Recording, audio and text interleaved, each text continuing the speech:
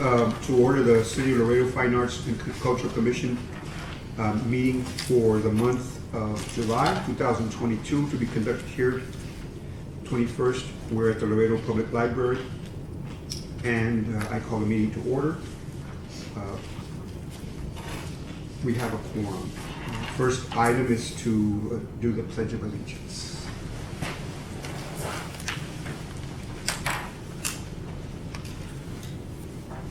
I pledge allegiance to the flag of the United States of America and to the republic for which it stands, one nation, under God, indivisible, with liberty and justice for all. Angie, can you do us a favor of calling roll? Julio Mendez. Here. Armando Lopez. Present. Carlos Abraham Flores. Present. Rosie Santos. Absent. Gail Aitor Rodriguez. Here. Dr. Colin Campbell. Absent. Jesse Shaw. Here. Here. Dr. Martha Villarreal. Absent. We have a quorum. Thank you. Do we have any citizens' comments today? No, please come in. Okay. You have before you the minutes of May 19th meeting. I unfortunately was unable to attend that meeting as I was presiding over the recount for the congressional districts race at that time. So I don't have any personal knowledge of the minutes, so I'll entertain a motion if you all have read it to approve. We did not have a quorum in June. Oh, okay. Sorry. In May? I mean, June. Okay, so, Yeah, this is and for have May. we approved the ones for May? No, Okay. it hasn't. So these are, then I would ask present for that. And you have before you the meeting, and approval of minutes for the May 19, 2022 meeting. So somebody needs to make a motion to Right. approve the May minutes. I so moved. Moved by Ms. Mendez. Second. Second by Mr. Mendez. All those in favor? Aye. All those opposed? Motion carries. Communications and announcements. I would just like to inform, as I was telling you informally, and that's where Colin Campbell is right now. He is the orchestra director for the show Laredo Theater Guild International's production of Into the Woods, beginning tomorrow, the 22nd at 7:30 at TAMIU. And then again on Saturday evening, the 23rd, and then Sunday, the matinees at 3. The next week is a longer showing of the show. It's a Wednesday, Thursday, Friday, and Saturday at 7:30, and then Sunday matinee. And the show is directed by Jose Flores, who is a drama instructor at Nixon, and I understand about to go to the Vidal El Trevino. Yeah.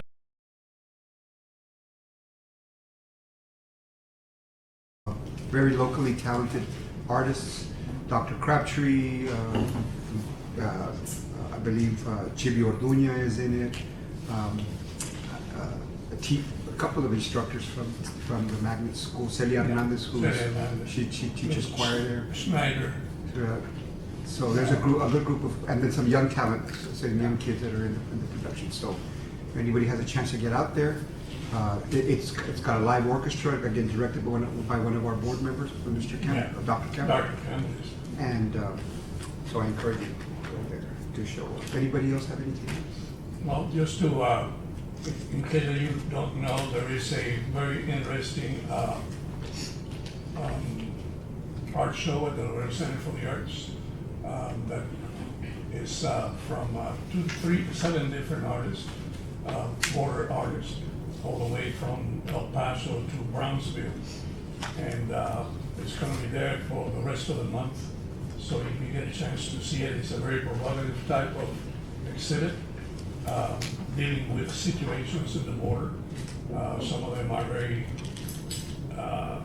strong, some are kind of funny to a certain extent. So it's a very nice show that is called The Border is a Weapon. And it exhibited in, where was it? Was it Pennsylvania or where was it? No, Pittsburgh. Pittsburgh. Pittsburgh. So it was also a very good showing over there. So if you get a chance, by all means, go ahead and visit it. Okay. Anything else? Any other announcements? I was at Sister Cities. Want to congratulate the city of Laredo on that event. Let the record now show that Rosie Santos, one of our board members, is now present. And they hosted local talent on the stage there, including some of the singers from Into the Woods. Okay, moving along to section 7, staff reports. First item is a semi-annual committee report to the mayor and city council from January 2022 to June 2022. And this was submitted, it's in your packet, it was submitted to the city secretary on the 18th, and basically it's a report of attendance, your contact information, and minutes and agendas for the 6 months. Does that need any action from us? No, it's already been submitted. All right. Are there any questions? Okay. Moving along to section B, update on the Laredo Public Arts Master Plan.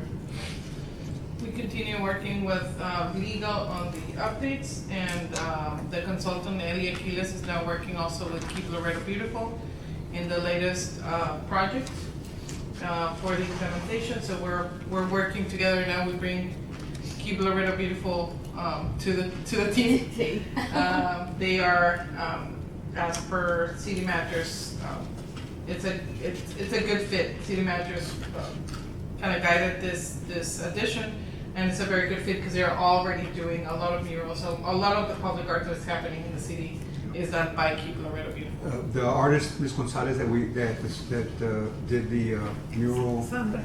Yes, on the mural over here by the hotel, by the Rialto. Yeah. She's apparently spearheading a project to memorialize the deceased children in Uvalde. And that project is already ongoing. In Uvalde? In Uvalde. She was able to recruit other artists, and I think in the San Antonio Express, they showed some of the progress being done on her work. So she's a Laredo, and we should be proud of her work. All right. Quick question here.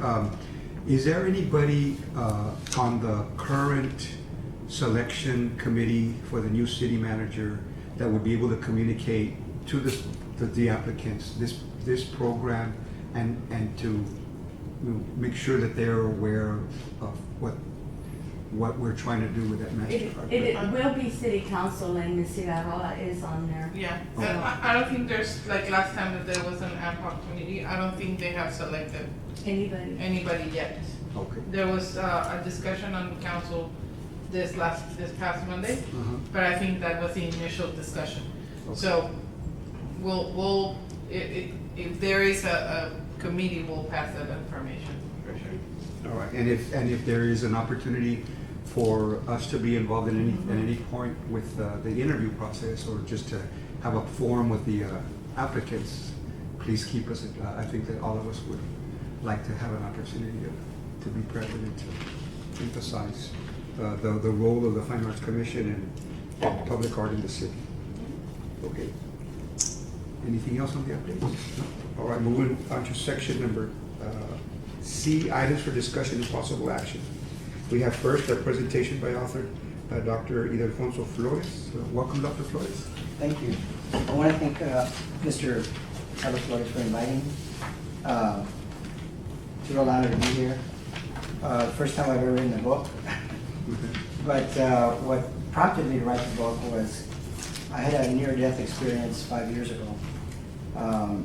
And truly and honestly, the doctors that attended to me, they didn't think I was going to survive. And further, some of them told me that I would be paralyzed and I would never be able to do my work. And of course, to me, that would be a death for me. But, so when I went into the hospital, and I waited kind of long, I should have gone sooner, but I didn't. They say most doctors are their own fools, so. When I got to the hospital, they pretty much gave me a very poor prognosis. They said, look, most likely you're either going to die or you're going to wind up paralyzed. Because I had a huge brain bleed, and I waited 3 months for them to evacuate it.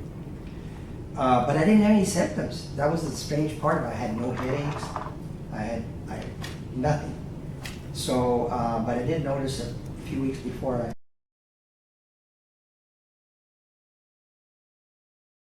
were looking different. Like my vision was more tunnel, and I knew something was going on. But honestly speaking, I thought I had a brain tumor because my mom had a brain tumor and died of it, a malignant brain tumor. So, and I was about the same age that my mom was when my mom had a brain tumor. So I honestly thought, look, if it's a brain tumor, it's malignant, I might as well work till my last day. So that was my take on it. But of course, the Lord had a different take on it.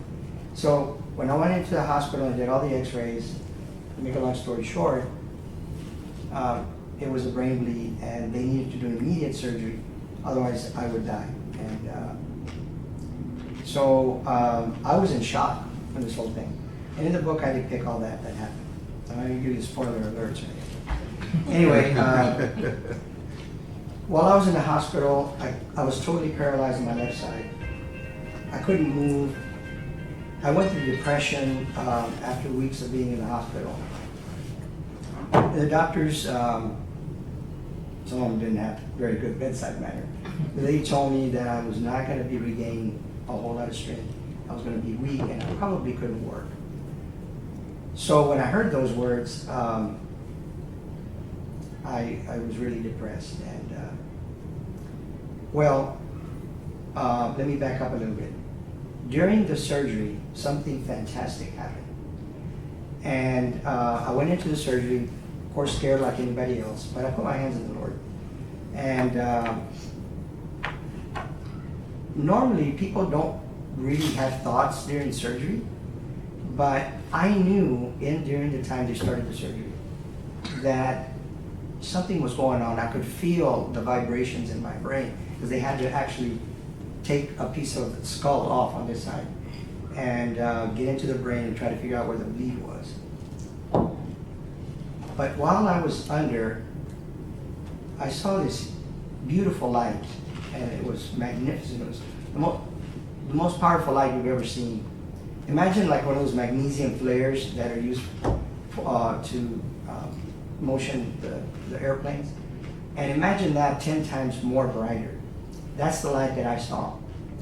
And in that light, I heard a voice emanating from the light. And it told me, I knew it was the Lord. I really knew it was the Lord. That I was going to be okay as long as I continue to have faith. And then I saw my mom, who had already been passed. And she told me, you need to be strong because you're going to go through a lot in these next few days. But if you believe that you're going to be fine, you're going to be fine. And so right about that moment, I went into a nothingness state. And as I woke up, oh my God, this whole face, all this was shaved off, and my face looked like it was 1,000 times larger, black and blue, blood gushing, and I had like 40 clips. And it felt like I had been run over by a truck. And I was in tremendous pain. And needless to say, I could not move my left side, and that's when I went to a depression. I thought something had gone wrong during the surgery. But when I was in that state of depression, I kept remembering the vision that I had. And I even told my wife about it. I said, look, you wouldn't believe this, but I saw the Lord. And of course, when I told my colleagues, they said, I think it's pretty much your pain medicines. They didn't believe me. So I said, well, I'm going to continue to believe because I cannot believe anything else. So, and I've always been a great believer. Many things in my life happened. And so I have to reflect back to when I had my first vision. I call it a flash. And in that vision, I was 7 years old. An angel came down and told me that one day I would be a doctor. And he said, but it depends on what kind of decisions you make. And I felt like there was so much pressure on me when I was little because for an angel to come down and this is met or not. But I left it be it as it was. I didn't want to tell anybody because I thought they would think I was local, you know.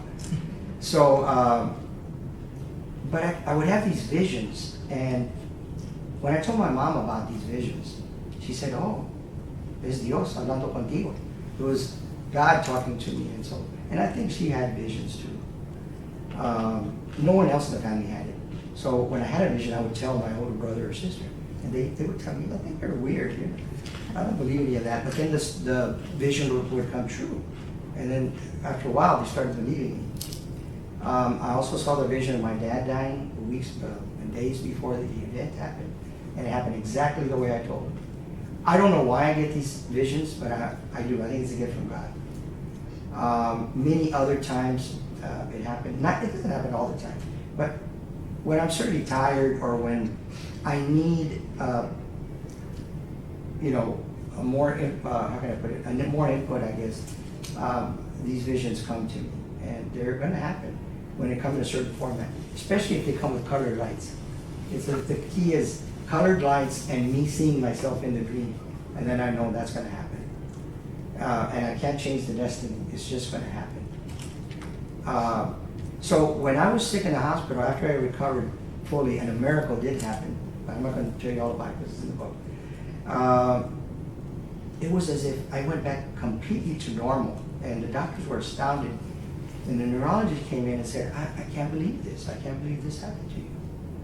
And I said, well, it's not you. I said, it's not anybody. It's the Lord who did this. And to be honest with you, I felt better after the miracle happened than I've ever felt before. And I'm stronger on my left side than I ever was before. So my wife would always tell me, you need to tell about these stories.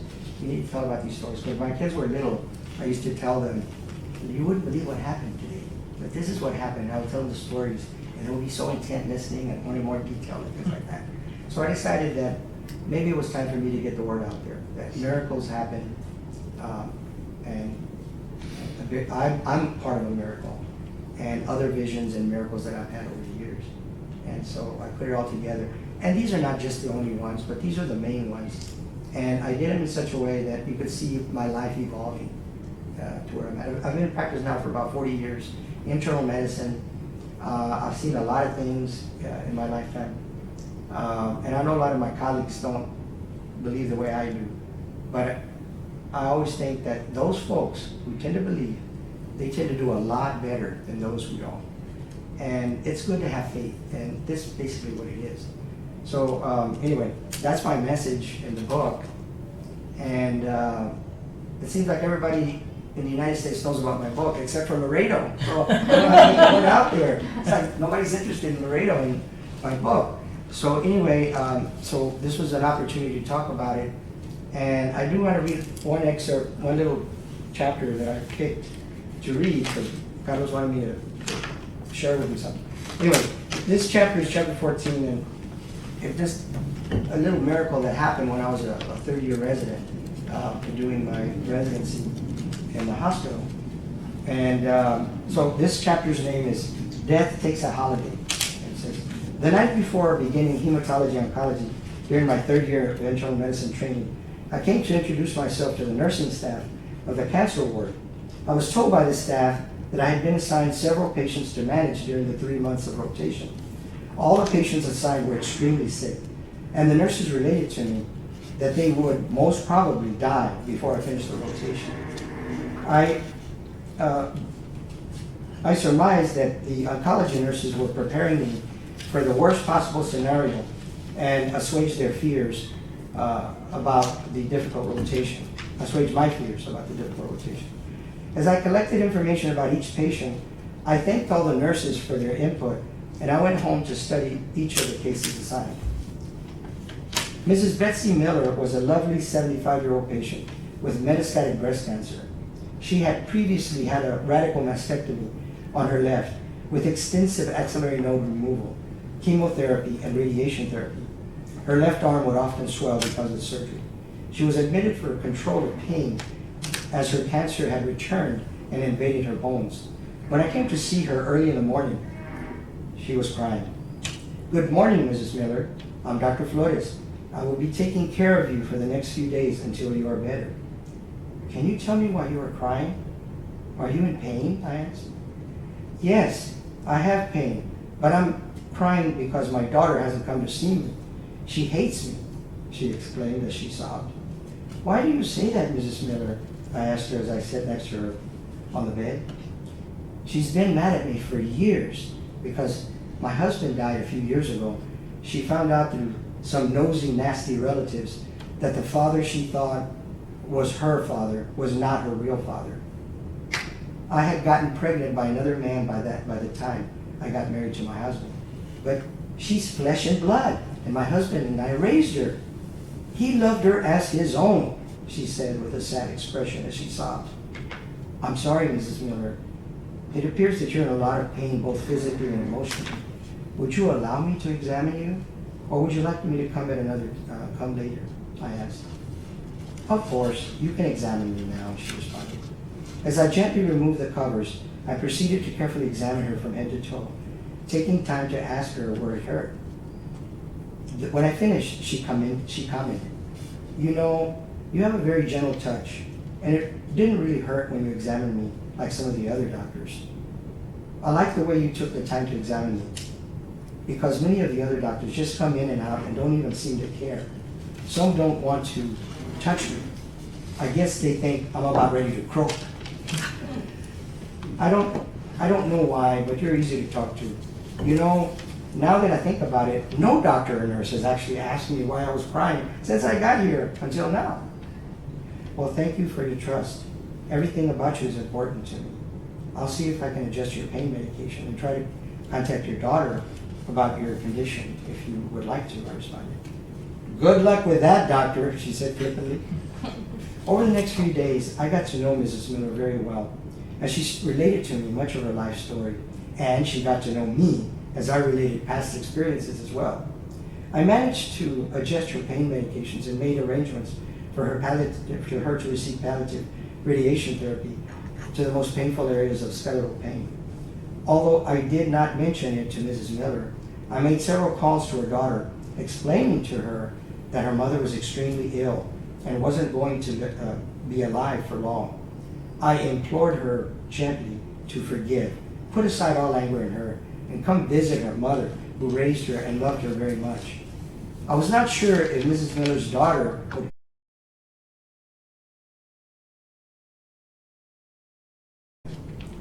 On the day of Mrs. Miller's scheduled discharge home, I was totally surprised to see Mrs. Miller embracing her daughter as I entered her room, Mrs. Miller's room.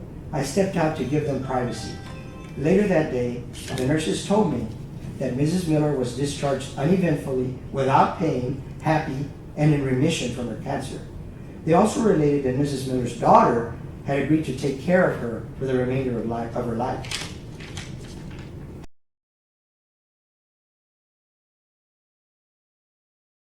Head nurse in charge of the oncology ward. Ever since you came to this ward, strange things have been happening, she went on. Strange things like what? I curiously asked. Well, let's see, Dr. Flores. There was Ramon, Mr. Ramon, with osteosarcoma when you started on the oncology rotation. You took care of him, started him on treatment, and miraculously, he went into remission. He told me when he was discharged that because of you, he felt so much better. Then there was Mrs. Squires with a malignant brain tumor. She received the radiation and chemotherapy that you prescribed, along with all that TLC you gave her. And suddenly, she went into remission. Do I need to go on and on? The point is that ever since you came to this oncology ward, everybody has gotten better and no one has died. Do you know how strange and eerie this is? She asked. Well, isn't that a good thing? I quickly responded. Of course. It's just that I've never seen this happen since I've been here for the last 12 years, Dr. Flores. She responded with a sense of awe. Well, if you think it's me, it's not. It is the good Lord working through me to help those who need the help. I pray for every single patient, and I am blessed to take care of and always ask Him to enlighten me and to guide me in what I need to do as I do His work. I sternly responded. I wish all doctors in this hospital were like you and had your mindset. I also wish you didn't have to move on from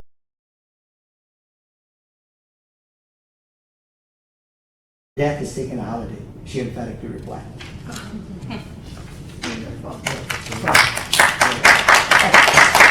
Yeah, thank you. Well, Hope you enjoy the book. Yeah, I want to thank Dr. Flores for coming by, and I wanted to see if there's any ways for authors to use City of Laredo resources, facilities, or whatnot. And if there are opportunities that we could present as commission members to make those things happen for people like Dr. Flores and other. And doing a reading and autographing their books, so the library's open to that. Okay. Okay, great. Yeah, they have, I've seen book signings here at the, and of course, a couple of us are on the commission, on the City of Laredo, I'm sorry. Yeah, the center downtown for arts, and we've had events there, so We Rosie's the also host director. book signings So at. talk to her and Okay. talk to him about I getting just want to get books. the word out that, Yep. you know, I was born in Houston, but I've been here for so long. I consider myself a Laredoan, and I love Laredo. I always, when I leave town and coming back, I can't wait to get back to Laredo. I'm gonna get back, you know, to Laredo. I really don't like Houston. And I was in down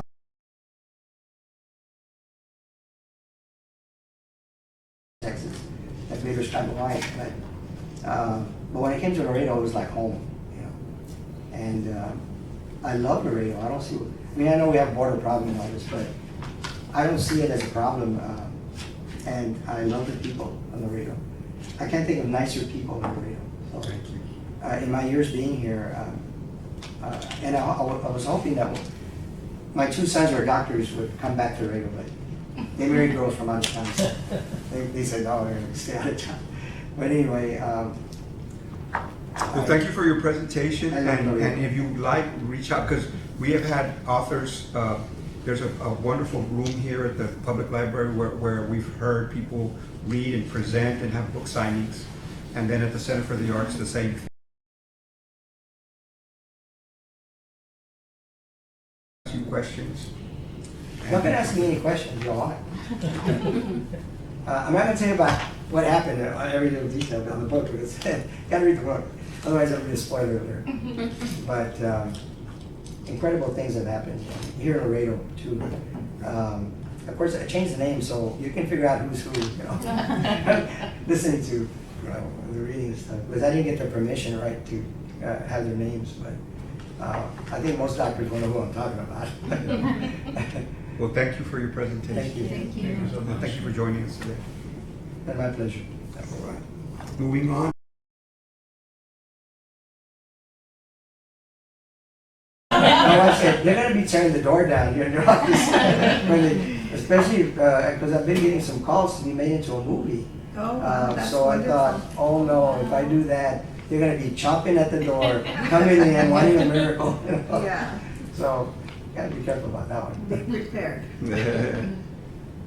All right, moving on to section B, City of Laredo Poet Laureate Program. Rosa Maria de Llanos, the the art of poetry. This is her last year, so I have enclosed the nomination form for your review and the guidelines, and wanted to get your opinion of when do you want to start advertising this. Probably need to do it at least 6 months before her term expires. It expires September, and maybe request all nominations to come in October or the end of November. Would she be able to reapply? I don't think so. No, it's No. only a once. Well, it's a 2-year term. It was.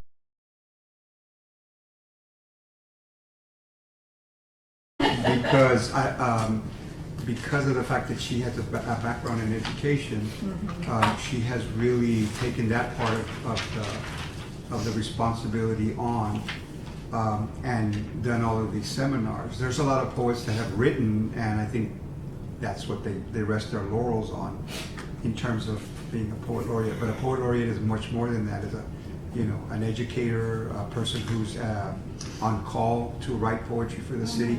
And there's a lot of people who what's the word? Find it very difficult to, like, okay, write a poem. and they find it very difficult to be inspired. I think that's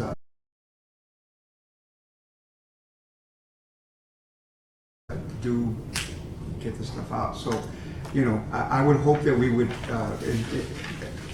incorporate some of the things she did into the position to make And sure. she hit the ground running. Yeah. Yeah. Said, I wanna do this, Oh, yeah. this, and this. I've also seen her at other community events where she is part of the program. Yeah. I can, if and I haven't had a chance to look at it, but. And we don't have to take action. Okay, If you wanna look at it, maybe if you wanna add something, if you wanna add something about being reelected. Normally, I don't see that in other cities. Yeah. I have a friend who's the poet laureate in the city of Dallas. And, you know, he almost, like it's almost he said he took what Rosa Maria is doing and is doing it in Dallas because the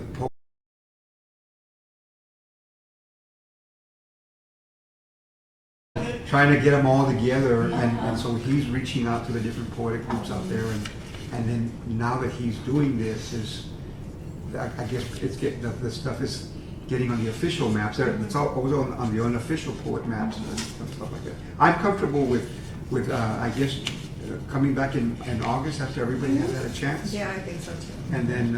And maybe also speak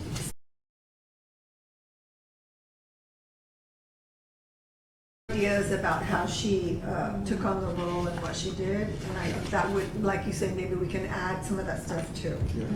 to what the requirements are when you do become the poet laureate. The one benefit she had was that there's poetry in 3 languages on in the radio. I don't think that we have ever had her here to make a presentation on the work that she's done. Yeah, maybe we can invite her next time and think that would be a good incorporate her in the Yeah, that would be discussion. good. Will give us a lot of information. Sure.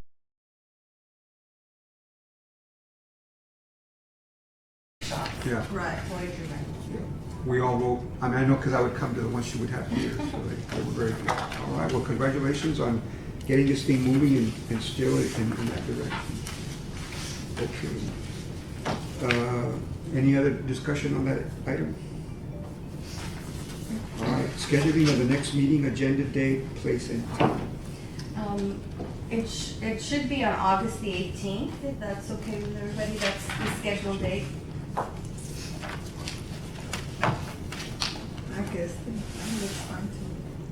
It's the 3rd. Yeah, the 3rd. Thursday. Thursday. Yeah.